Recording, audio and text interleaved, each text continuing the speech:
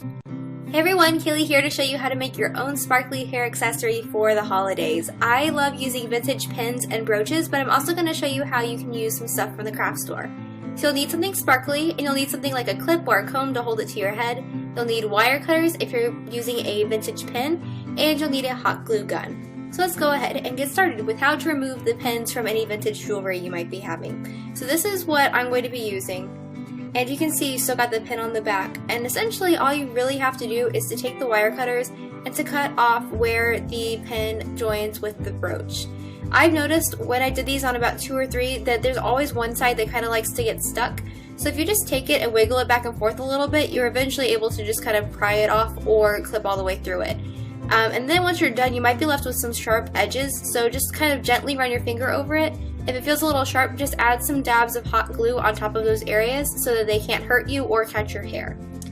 Now attaching clips or barrettes. It's fairly easy. All you really have to do is lay down a line of hot glue wherever a clip will fit on the brooch that you're working with or whatever sparkly item you have.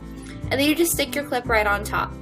Now, with these kind of clips, the glue will go through and stick the top down, so once it's all dry, go ahead and break the top so you can still open and close the pin.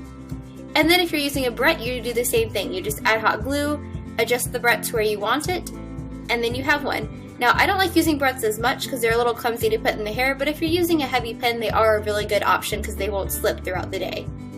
Now moving on to the comb. These are my favorite because you can adjust them to be the right size.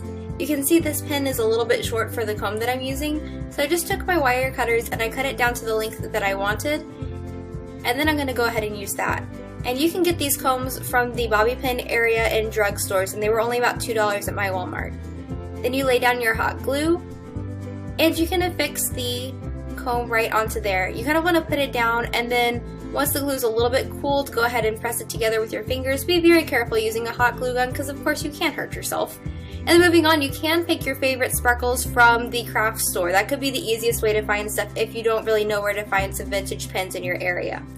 And really all you have to do is look for something with a flat back that you can go ahead and lay down some glue, and then you can use a pin or a comb, whatever fits on the back. And then once you've got that in place, you're pretty much done. And for these combs, they just slide into your hair kind of like bobby pins. And that's it. I think this is a really great way to get some sparkle into your hair this season while still staying true to whatever your style is. You can find so much in vintage stores or at flea markets, or even Forever 21 jewelry you could modify to be a hair accessory or stuff from the craft store. The options are endless. So make sure to check out my previous video, and I will see you guys in my next video. Mwah! Bye!